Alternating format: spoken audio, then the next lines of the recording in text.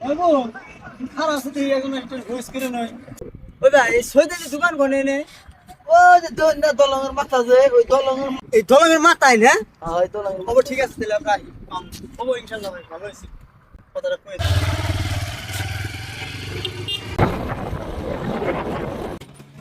আর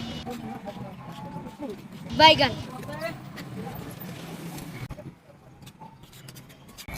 ওই ভাই ওই